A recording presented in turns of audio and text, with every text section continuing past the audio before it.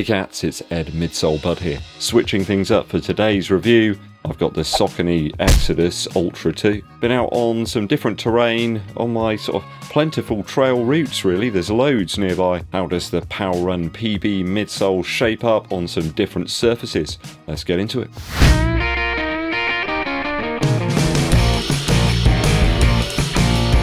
Thanks for tuning in people, it's always appreciated. Hit that subscribe button if you haven't done so already and give this video a thumbs up like, it really helps out. This is a shoe that SAUCONY have fired over to me for review, but they won't be vetting my views before my valued viewers get to see them. In other words, they ain't paying me. We got about 332 grams here, or 11.7 ounces in my UK size 11, US 12. So bizarrely, that actually makes this shoe about the same weight as the Pegasus 40 from Nike. Bear in mind that's like a daily do-it-all shoe, so do take that into account as I go through the review. I mean, there's gallons of cushion available in this shoe. We got about 38mm of stack in the heel and about 32mm in the forefoot. So you've got a 6mm drop here, and the actual stack ties up with SAUCONY's information on their website. Do be aware though, quite a bit of the stack within this shoe comes from the insole itself. I think it's a good 6 or 7mm of cushion from the insole. It's very similar to that one that we saw in the SAUCONY Triumph 21. That insole does appear to be PWRRRUN Plus, as per the last couple of SAUCONY shoes I've tested out. So they're really going for that sort of resilient cushion that's offered by that insole. I guess it expands the longevity of the shoes a little bit if all you've got to do is actually change out the insole from time to time. Now the midsole foam is a little bit harder to access here in this shoe. You do have a PWRRRUN PB core to this one, but it is surrounded by a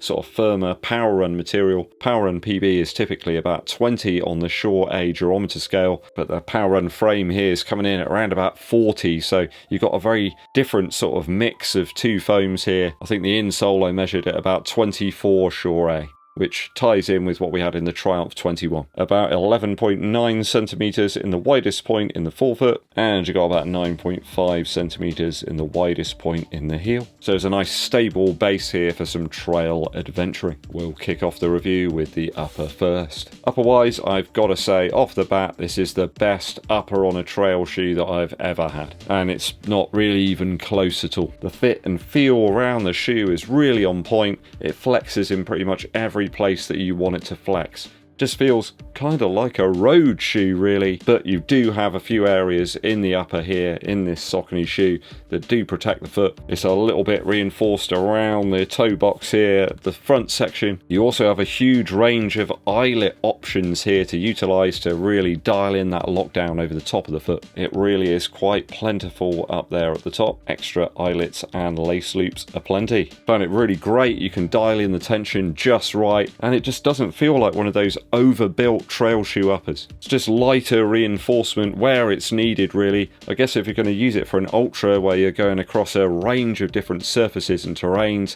it really is a fantastic option. Some parts rigid but not like overbuilt. The tongue does feature a little bit of gusseting here, I guess to try and keep out debris from entering into the shoe. And you do have a really cool pouch here on the tongue. I guess that's to store away the laces. Probably helps to keep out some debris as well, but the laces are probably the only minus point on the upper. They're extremely long. I get you probably need a bit more length if you want to make use of these extra eyelets, but there's way too much, and I did need that little pouch to actually store the laces out of the way. By far one of the more breathable trail shoes that I've tested out over the years. SAUCONY have gone with a quite airy mesh here. I would imagine it also lets out moisture reasonably well too. If you're going to go gallivanting through a ford or something, it might take up a bit too much moisture, but I think if you're running through some puddles or a bit of standing water, you should be fine. Even the wrap that goes around the foot has got some perforations in it. Sadly, my trails are bone dry right now, so I haven't been able to test out the actual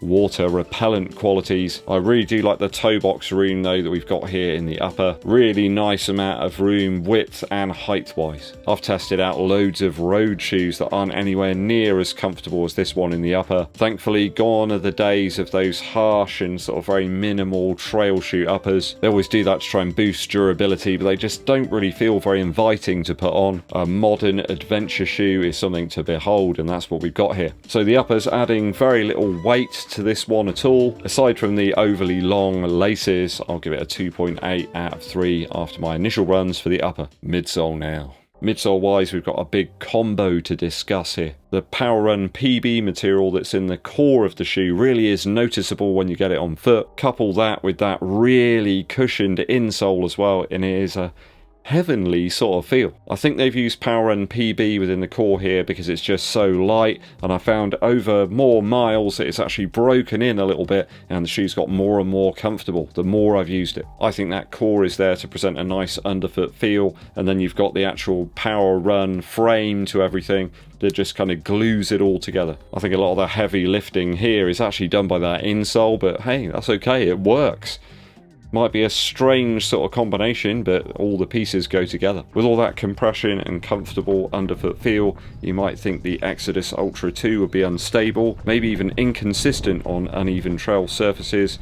I can confirm that I didn't feel any of that at all. Typically on trails, I feel a little bit like a giraffe, especially if things are uneven. I've got quite a high centre of gravity. I didn't get any of those feelings today in the Exodus Ultra 2. Again, I've worn lots of road shoes that don't feel anywhere near as stable as this one, but yeah, it doesn't weigh all that much either. I think it's probably on par with something like the PWRRUN Nitro from Puma, and it's way lighter than the Invincible Run 3 from Nike as well. I think Saucony were close to this shoe back in the Endorphin Trail, but by far this is a more versatile and usable shoe. It's even light enough in mass that you can pick up the pace as well. I found it particularly good actually in terms of the midsole feel going up and down hills. Again, just consider this shoe is practically the same weight as the Pegasus 40 from Nike in my size. Yep, you heard it right. The stability really on point here too. They've got the balance just right in the midsole. In fact, it's actually a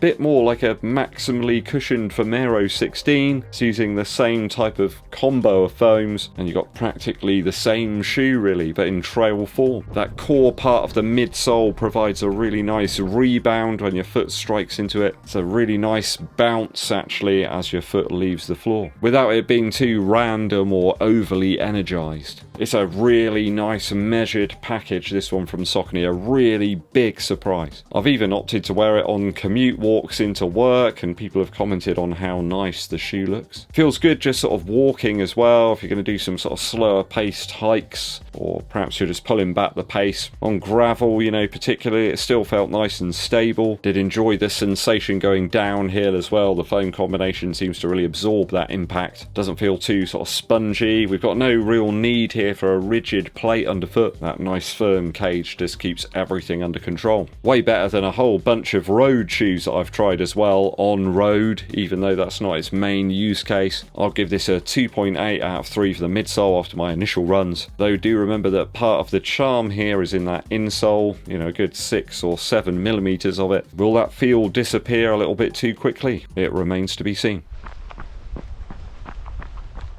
Talking outsole now.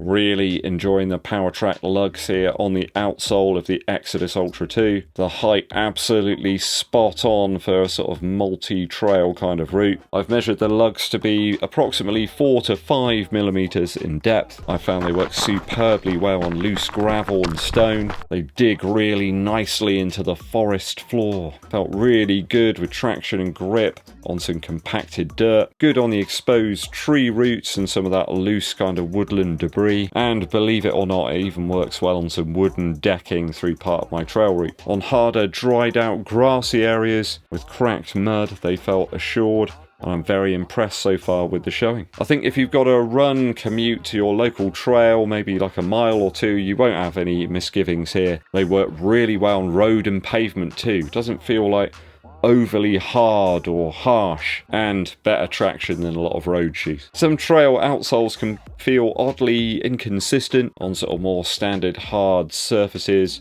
but these have got some really good balance, probably due to the more cushioned and forgiving midsole. The 3-section rubber here adds to the flexibility of the shoe in the mid to forefoot and allows some torsional flex which many trail shoes don't seem to feature. I simply want like a good road shoe type feel on the trails, but with a bit of added flexibility and protection, and that's exactly what we've got here in the Exodus Ultra 2. So a short grip without it being too harsh, very versatile use case with the traction on offer, and the ability to switch surfaces on the fly. I'll give it a 2.8 out of 3 for the outsole. Easily the best I've tried out. Almost nothing to dislike here, aside from a tiny bit of early wear on the lateral heel, and I would state it's very easy to clean as well. There's nothing getting caught up in this one. Value now. So value wise, this one comes in at about 140 earth credits here in the UK. I think you're getting lots of shoe for your money actually at that price. High level of cushion here from the more modern foam. It makes a lot of other trail shoes released recently feel very kind of old hat, but you've got all the benefits of a trail like outsole here, and a really well designed upper too. I think for a long range race where you'd be going across a range of different surfaces and terrains, I can see the Exodus Ultra 2 working out very, very well. The upper's well built and we've got good balance throughout. The materials are very comfortable here, yet not overly plush. We don't have loads of extra additional padding where it's not needed. Saucony have just scaled things back, but not in a way that it feels uncomfortable. Minimal overlays as well. We have one on the lateral and one on the medial side, and a great midsole combo here that doesn't add too much weight. All too often we see running shoe companies getting carried away with the aesthetics of the shoe, adding in sort of bells and whistles that just aren't required. It's a really great looking beast, but a functional one too. I think well done to Saucony for sticking with the ethos on this one. I can see loads of people picking this up as a sort of all-round trail shoe. It does lots of things very well. I don't really foresee any major durability issues here. Perhaps if you're running on some sort of more rocky or loose gravel type terrain, you might get a little bit of early wear on that outsole, but the lugs here are just so deep that I don't see it being a major problem. I think you got some of the key design features here from something like the Triumph 21, and even the Saucony Endorphin Speed 3 and the Pro as well. You can feel the DNA in this shoe. I'm really liking the quality as well out the box. Straight on foot, it just felt absolutely fantastic, like I've been running in it for weeks. I'll give it a 2.8 out of 3 for this absolute banger of a shoe after my initial runs. So I think that gives the Exodus Ultra 2 from Saucony an initial score of 11.2 out of 12. I do believe that's the highest I've given a trail shoe. It's certainly the best one I've ever tested out on the channel.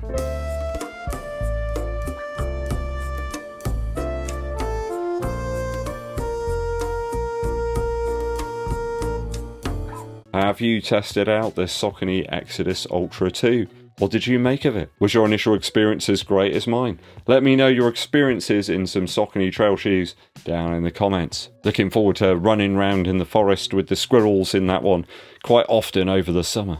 A quick musical interlude for you. When the summer comes around, you know, start to sort of slow things down a bit and really relax, just sort of enjoy the warm weather. And what's better to enjoy the warm weather with a nice cold beverage, listening to some John Coltrane. My favourite things is probably my favourite release from him. I love My Favourite Things, their version of that. It's got this ability to flip between sort of like a very joyful, joyous song to a sort of darker sort of tune. I think the great thing about instrumental music, certainly on vinyl, is that they seem to have a little bit more dynamic range. They don't have to worry about the vocals, so you get to hear the instruments a little bit better. More time has been taken to capture those sounds of the piano and some of the bass, the drums as well. There's just a bit more there. Everything feels a little bit more 4D, I suppose. It'd be kind of cool if you could have smelled what the studio was like at the time.